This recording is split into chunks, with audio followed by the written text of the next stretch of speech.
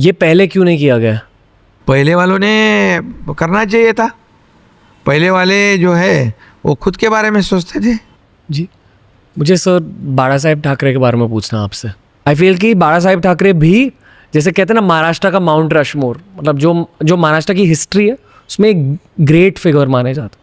क्या कहना चाहोगे बाला साहेब ठाकरे के बारे में? बाला साहब ठाकरे जी का एक विजन था कि स्थानीय लोकल लोगों को मान सम्मान मिले। जी ये महाराष्ट्र में मराठी मानुष जो है उसे नौकरी मिले, उसको सम्मान मिले, उसका अधिकार मिले। ये उनका पहला काम था। पार्टी की शुरुआत उन्होंने इसी लिए की।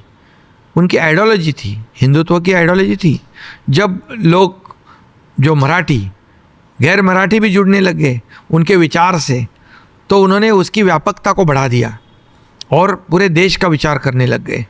लेकिन उन्होंने जो है, जो स्थानिक, जो कहते हैं लोकल, जी जो लोग हैं उनको न्याय मिले, उनके ऊपर अन्याय ना हो। और फिर जो भी हमारे साथ आते हैं, महाराष्ट्र में बरसों से रहते हैं, उनका सम्मान हो जाए।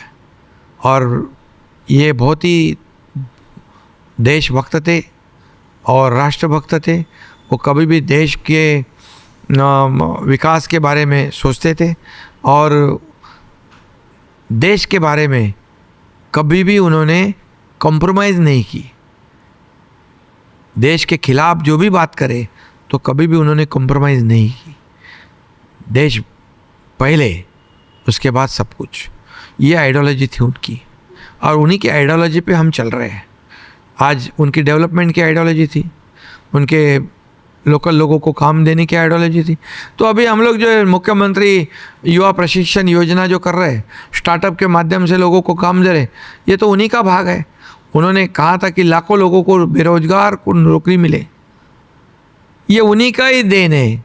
उनसे आपने सीखा क्या? हाँ, तो उनके साथ मैंने काम किया, उनके मार्गदर्शन में, ओके। उनके आशीर्वाद में मैं काम किया। पर आपके खुद के करियर के लिए उन्होंने आपको क्या एडवाइस दी थी? जो उनकी विचारधारा थी, उस विचारधारा को आगे बढ़ाते हम लोग चले गए। जब वो मुझे कुछ भी काम बोलते तो इतना भरोसा था उनको कि ये काम पूरा हो जाएगा।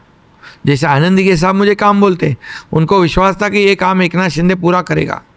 ये भरोसा, क्योंकि मैं एक बार जब कोई भी काम हाथ में लेता हूँ तो पूरी तरह ईमानदारी से पूरा करता हूँ।